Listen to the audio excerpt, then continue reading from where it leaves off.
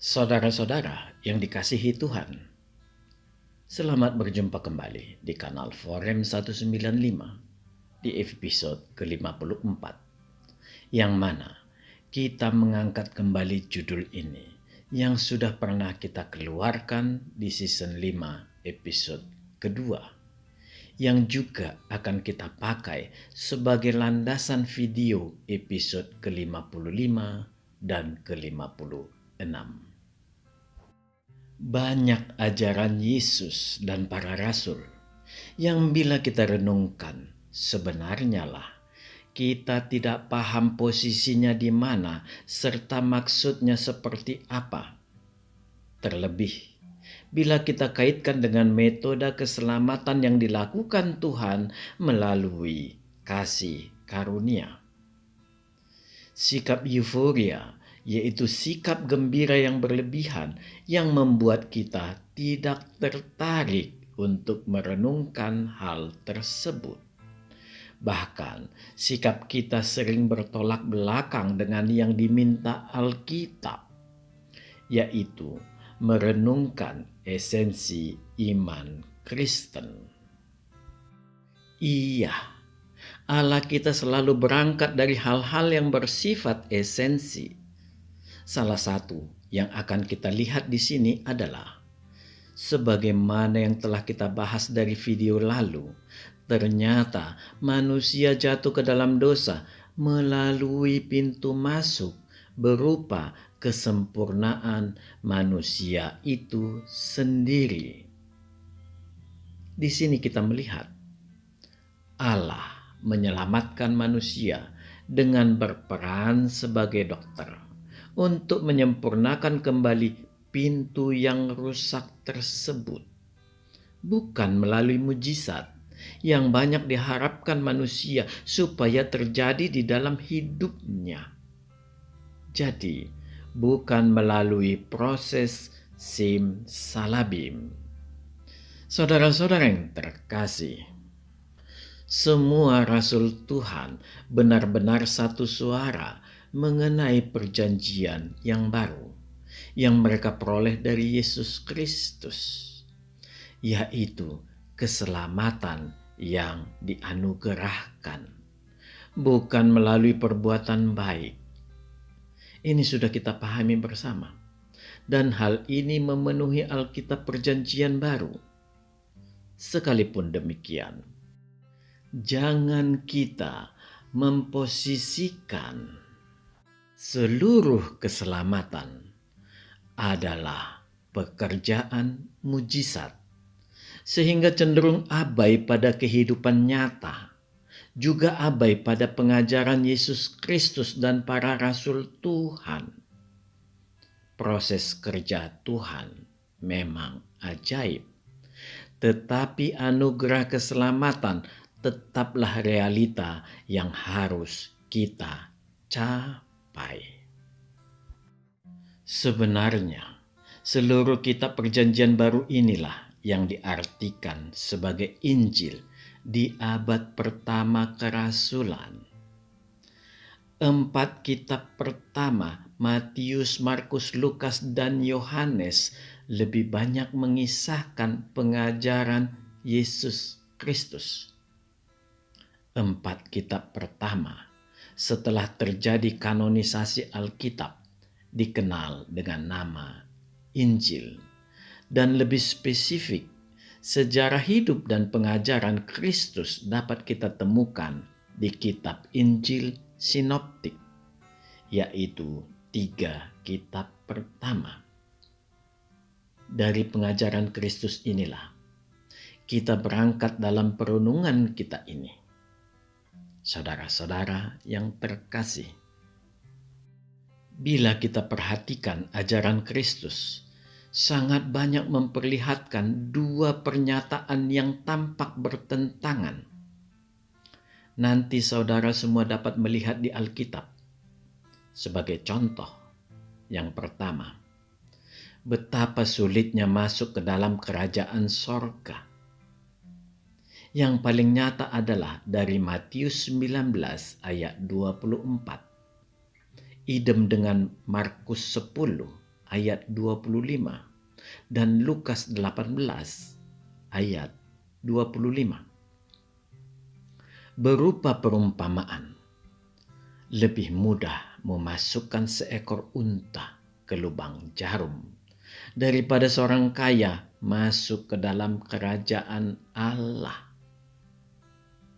Yang kedua, Yesus Kristus datang untuk menebus dosa seluruh umat manusia. Yesus juga mengatakan di rumahnya banyak tempat dan banyak lainnya. Sebenarnya ada satu lagi topik pengajaran Yesus yang terkadang luput dari renungan rohani kita. Ini banyak disebut Yesus ketika dia berkhotbah di bukit. Dalam perikop khotbah di bukit ini, Yesus banyak memulai pengajarannya dengan mengatakan, "Berbahagialah, berbahagialah, berbahagialah." Dua pernyataan yang tampak sangat bertentangan di atas, ditambah khotbah di bukit, bukanlah ajaran sambil lalu yang pada sebagian pengkhotbah dianggap menjadi tidak relevan lagi dikarenakan kasih karunia. Justru sebenarnya inilah inti perjanjian baru, yaitu bagaimana memperoleh keselamatan dan menjalaninya agar tidak dicuri iblis. Dua pernyataan kontradiktif tersebut harus ada yang menjembatani. Tidak ada jalan lain, hanya kasih karunia. Karena memang mustahil kita bisa masuk sorga bila tidak karena kasih karunia. Tetapi bila terjadi seperti itu saja, apa gunanya khotbah di bukit? Disinilah keluar biasaan Allah kita. Ada sebuah fase yang tetap kita jalani yang berupa sebuah realita bahwa kita masih hidup di dunia sekalipun kita telah diselamatkan.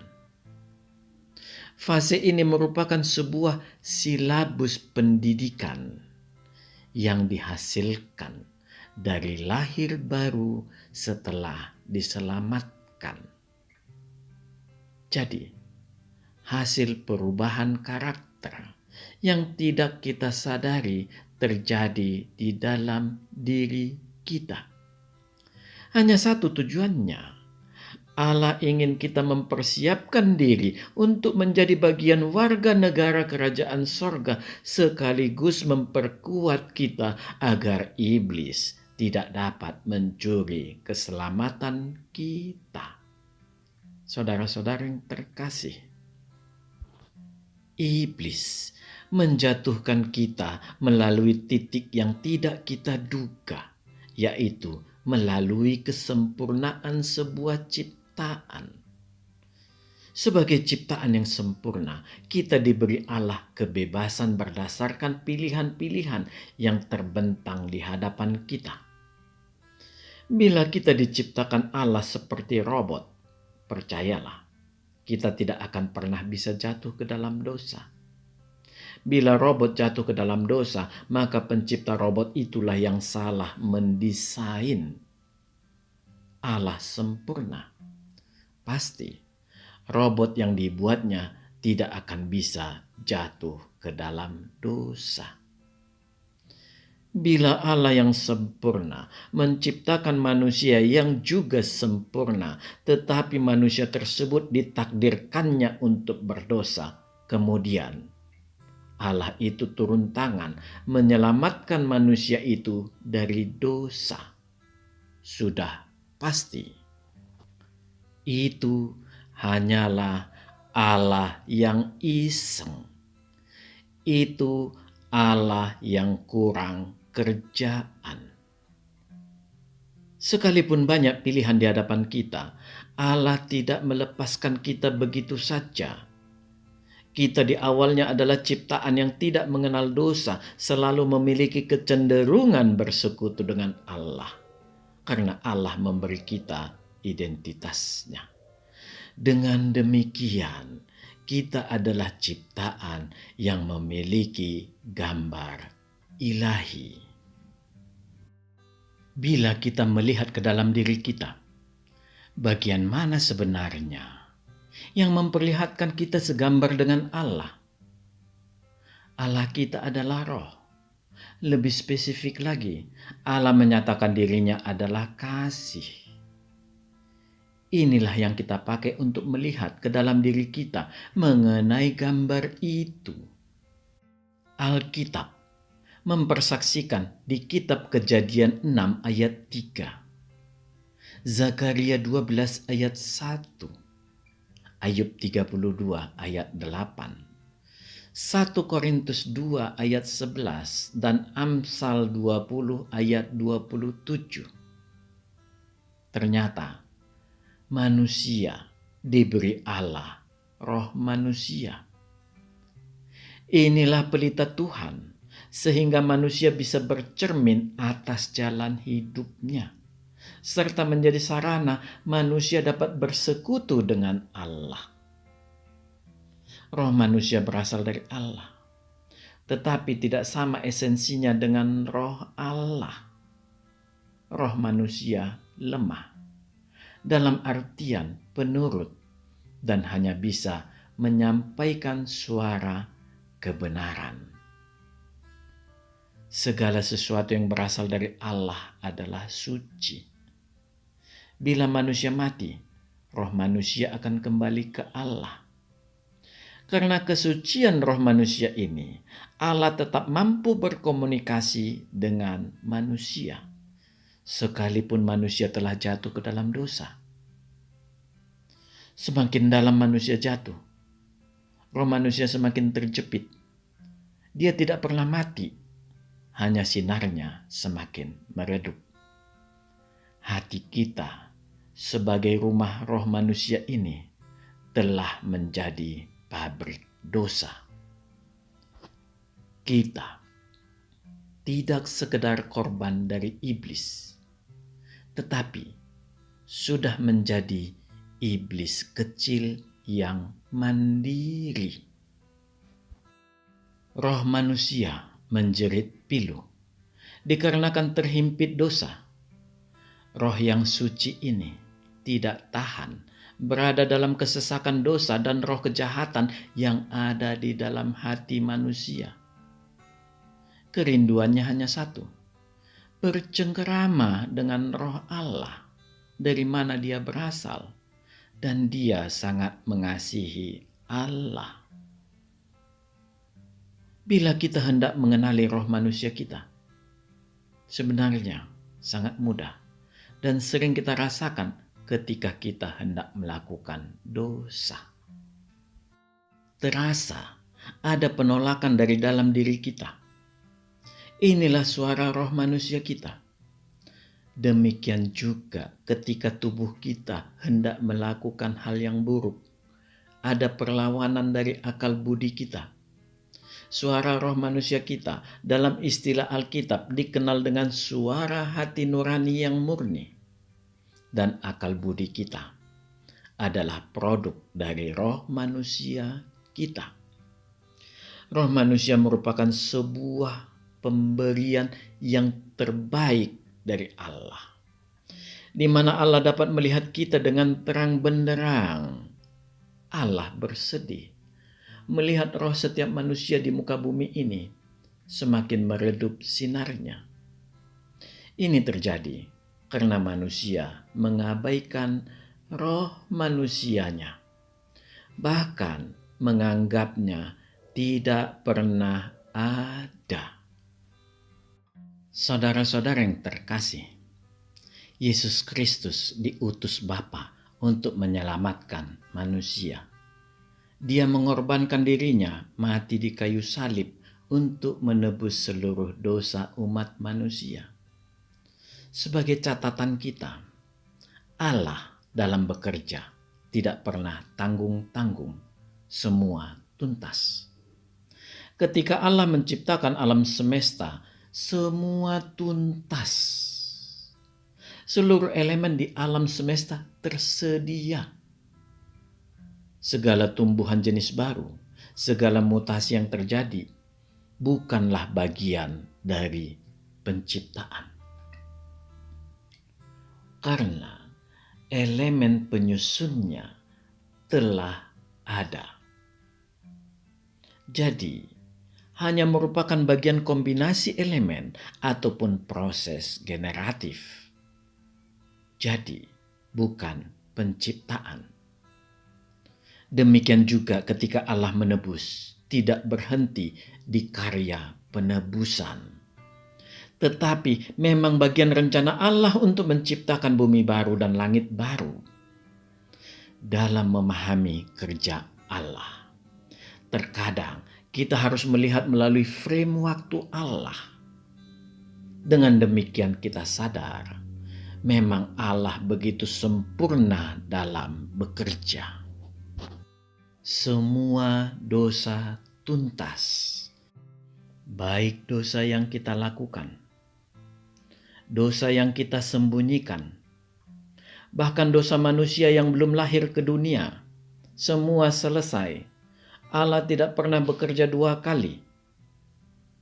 Kalau kita merenungkan dalam-dalam dari sisi manusia, bila Allah hanya menebus dosa manusia, langsung selesai semua. Itu sebenarnya proses simsalabim. Untuk apa Yesus menjadi manusia dan disalibkan, bila akhirnya tetap simsalabim? Tentunya ada yang lebih dalam dari ini semua. Alkitab menunjukkan dengan terang benderang, Yesus berkhotbah di bukit untuk mempersiapkan manusia agar layak menjadi warga negara sorga. Yesus mengutus Parakletos, penolong yang lain. Ini juga memiliki arti. Tetapi ada yang lebih esensial dari semua ini, yaitu dari Allah, oleh Allah, dan untuk Allah. Saudara-saudara yang terkasih, Allah sangat mengasihi seluruh miliknya. Bila kita melihat tubuh kita yang penuh dosa, tentunya bukan tubuh ini yang diminta Allah, tetapi ada milik Allah yang menjerit pilu kepadanya, meminta dibebaskan. Itulah jeritan pilu roh manusia yang terhimpit dosa di dalam hati manusia. Dia begitu sengsara dan menjadi bahan permainan iblis. Allah tidak rela miliknya dipermainkan iblis seenak perut iblis. Allah menginginkan dengan cemburu roh miliknya yang ada pada kita. Apakah Allah harus memusnahkan seluruh manusia agar seluruh roh manusia miliknya ini bebas? Tidak. Allah sudah berjanji melalui pelangi. Oleh karena itulah Allah mengutus penolong yang lain untuk meringankan beban roh manusia, menguatkan roh manusia. Allah dalam melakukan segala sesuatu selalu berproses, tidak simsalabim. Pelajaran yang sangat berharga dari Tuhan untuk kita agar tetap menghargai proses. Yesus Kristus menebus dosa. Dia dikenal sebagai juru selamat dunia. Dia mengetuk pintu hati semua manusia. Ada yang membuka dan ada yang tidak. Yesus Kristus memberitahu hati kita yang rusak sudah menjadi pabrik dosa. Dia datang sebagai dokter untuk menyembuhkan, bukan membuat mujizat simsalabim. Dia datang untuk menyembuhkan luka hati kita yang sudah rusak. Ini misi Tuhan Yesus Kristus dengan mengutus Roh Kudus untuk menggenapi Yohanes 3 ayat 16 dan Matius 5 ayat 48. Inilah dasar hukum proses pembersihan rumah roh manusia atau pabrik dosa. Allah dalam bekerja selalu melibatkan kasih dan hukum. Artinya, Allah tetap meminta manusia menjalani hidupnya yang baru dalam koridor Allah, dan kasih-Nya selalu menopang kita agar dapat melaluinya. Marilah kita lihat. Yang pertama, Yohanes 3 ayat 16. Karena begitu besar kasih Allah akan dunia ini, sehingga Ia telah mengaruniakan anaknya yang tunggal, supaya setiap orang yang percaya kepadanya tidak binasa, melainkan beroleh hidup yang kekal. Yang kedua, Matius 5 ayat 48. Karena itu, haruslah kamu sempurna, sama seperti Bapamu yang di sorga adalah sempurna. Yang pertama, penebusan sudah terjadi. Bagaimana dengan yang kedua? Apakah kita sudah sempurna? Belum. Sama sekali belum. Dan kita tidak akan bisa sempurna selama hidup di dunia ini.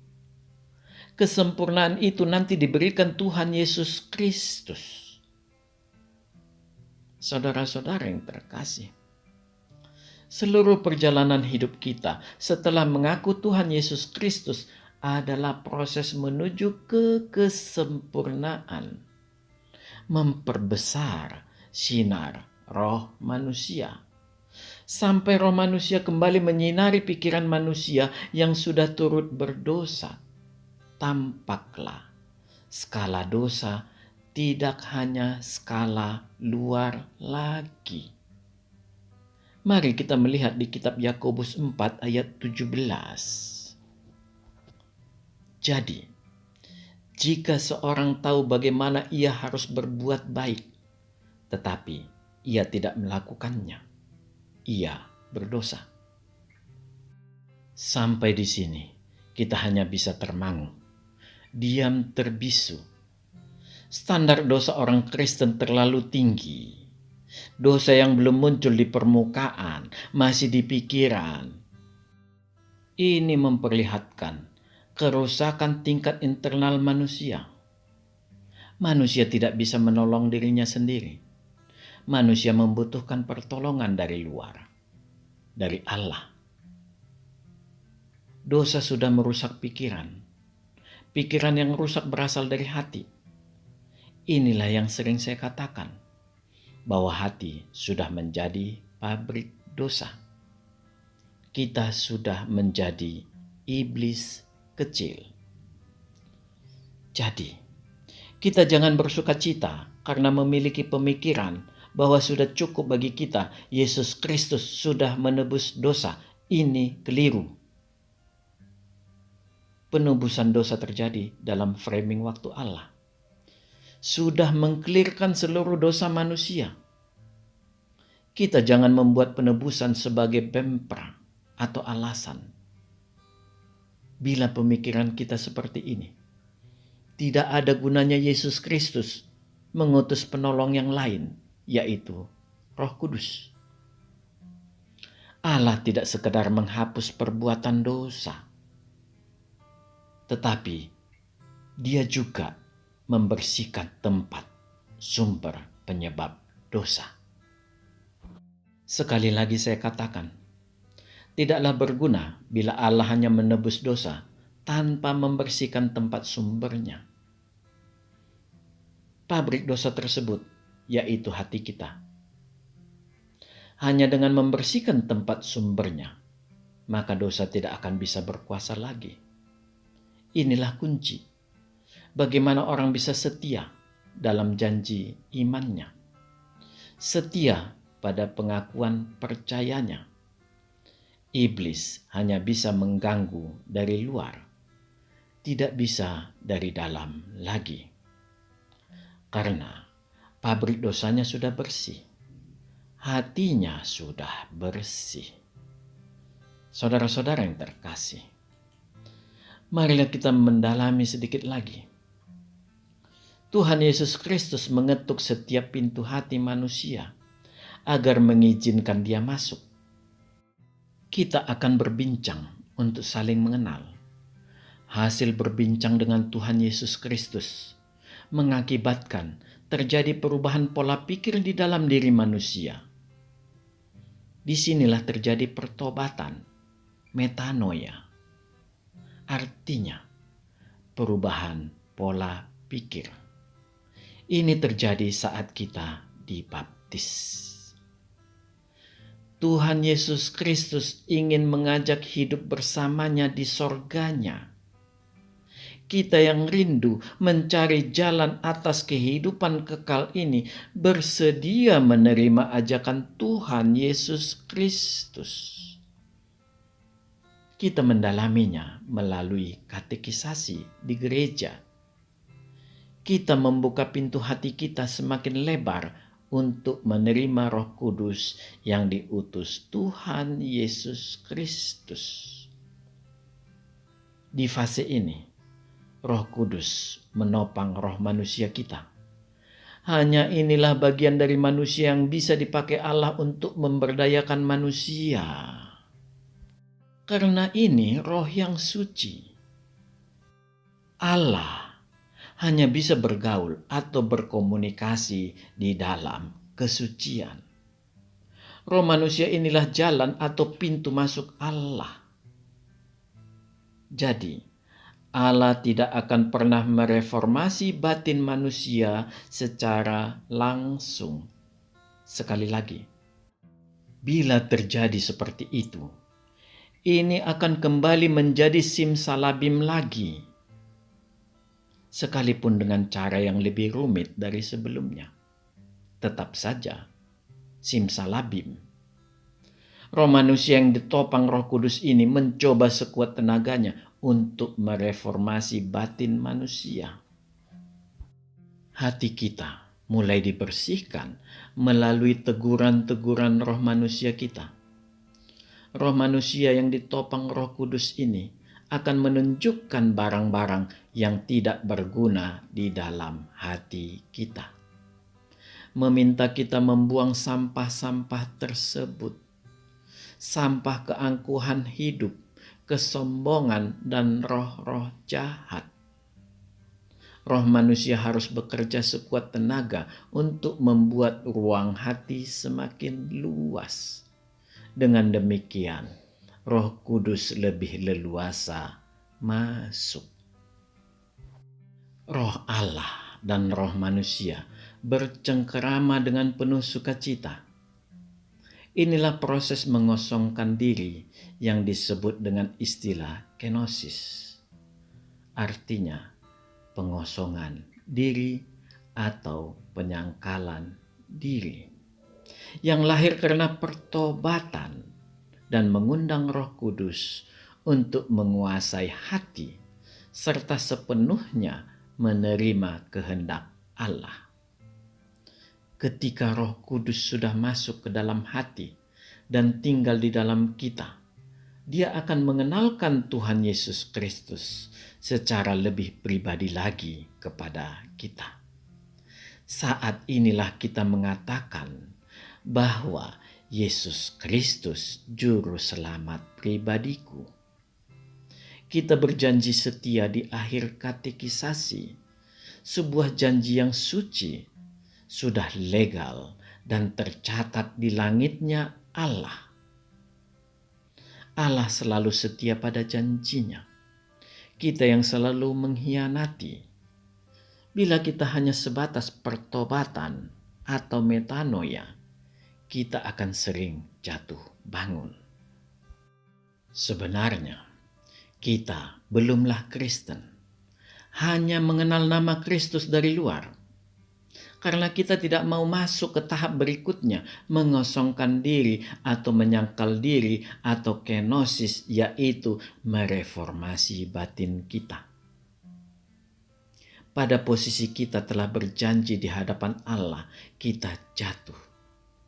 Kita harus segera bangkit dan memohon ampun. Seperti firman Tuhan di 1 Yohanes 1 ayat 9. Tahap menyangkal diri ini adalah tahap paling sulit karena berkaitan dengan keangkuhan hidup. Bila kita tetap tekun untuk selalu memohon pertolongan Tuhan, Tuhan tetap mengasah hidup kita. Sebaliknya, bila hanya sekedar sebuah permainan tanpa ada kehendak berubah, maka inilah dosa yang tidak berampun. Karena kita mendukakan Roh Kudus. Yang sebelumnya, roh manusia bersinar cerah karena mengecap karunia sorgawi, karena bersekutu dengan pemiliknya, menjadi layu kembali. Sinarnya meredup. Di depan umum, kita mempermalukan Tuhan. Kita mengaku sudah diselamatkan, tetapi kelakuan kita tidak memperlihatkan karakter Kristus. Sebagaimana dikatakan Rasul Paulus di Ibrani 6 ayat 4-6. Allah tahu keseriusan kita melalui terang dan redupnya roh manusia kita. Memanglah, kita tidak dapat membohongi Allah. Tanpa kita sadari, hidup bersekutu dengan Tuhan akan memampukan kita menaklukkan keangkuhan hidup kita, menyangkal diri kita, dan kita memasuki fase hidup bersama Tuhan. Ternyatalah, fase ini hanya dapat kita alami dari cara Allah menyelamatkan manusia. Bila melalui simsalabim, fase hidup bersama Tuhan ini tidak akan pernah kita alami.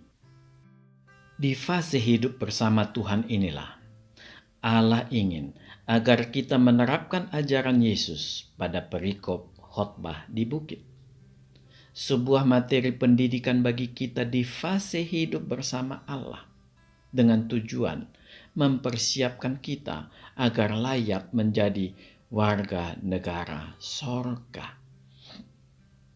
Saudara-saudara yang terkasih, Kristus hadir di dalam hidup kita, seperti dikatakan di kitab Injil Yohanes 15 ayat 1, 4, dan 5. Ketika Yesus mengajar perumpamaan pokok anggur yang benar, kita harus menempel erat di pokok anggur milik Allah, yaitu Tuhan Yesus Kristus. Dengan demikian, hidup rohani kita mendapat nutrisi dari pokok anggur tersebut.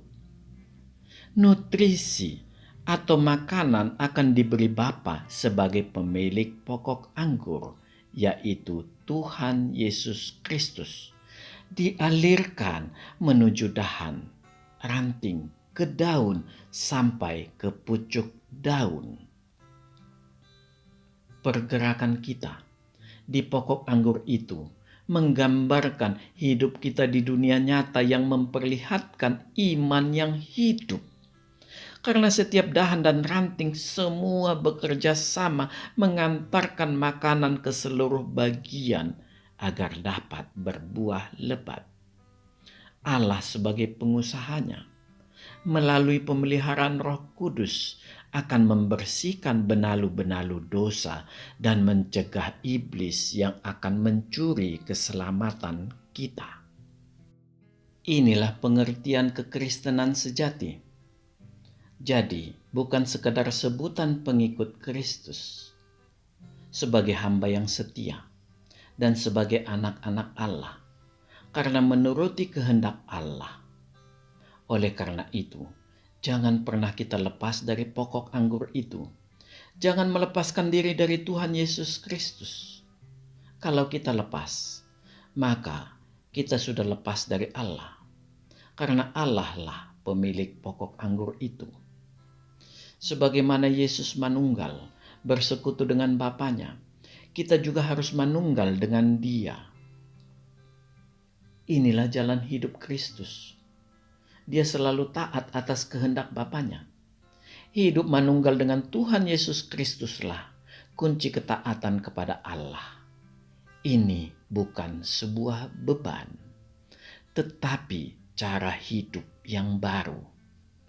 Menjadi kebiasaan baru yang tidak kita sadari telah kita jalani. Saudara-saudara yang dikasihi Tuhan, dari sini tampak kemahakuasaan Allah secara nyata. Di dalam kebebasan makhluk ciptaannya, Allah menyelamatkan manusia dengan cara yang sangat elegan, sangat mendasar. Allah tidak pernah memaksa manusia. Yang ada di hadapan kita adalah pilihan sebagai konsekuensi kesempurnaan sebuah ciptaan. Pilihan jatuh ke dalam dosa telah terjadi. Akibatnya, manusia hanya memiliki kecenderungan tetap berada di dalam kubangan dosa. Yesus Kristus menebus dosa. Dosa tidak berkuasa lagi. Tetapi pilihan tetap ada di hadapan kita. Pada saat kita memilih untuk bersedia memulai membersihkan pabrik dosa, yaitu hati kita, itu juga terjadi seketika. Dengan demikian, kecenderungan manusia tidak pada dosa lagi, tetapi semakin menyukai persekutuan dengan Roh Kudus. Inilah tahapan kita hidup bersama Tuhan.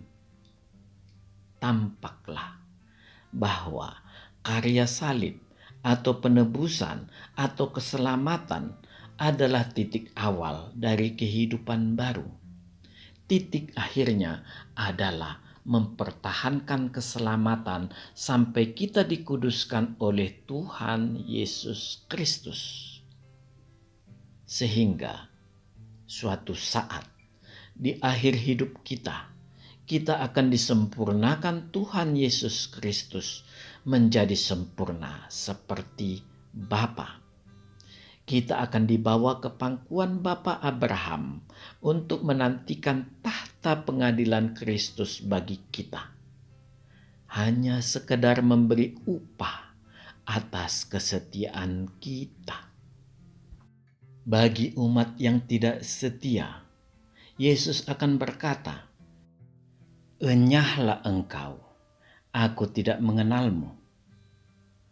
Untuk umat yang tidak setia ini, akan digelar tahta penghakiman Kristus bersama iblis dan pengikutnya. Dilemparkan Tuhan ke api neraka yang kekal. Bapa hanya memandang wajah anaknya, dan kita diperkenankannya memasuki rumahnya yang kudus. Itulah sorga. Karena sudah menggenapi Matius 5 ayat 48. Karena itu, haruslah kamu sempurna, sama seperti Bapamu yang di sorga adalah sempurna. Memanglah, Allah selalu sempurna di dalam segala proses kerjanya. Amin. Marilah kita masuk ke saat teduh sejenak.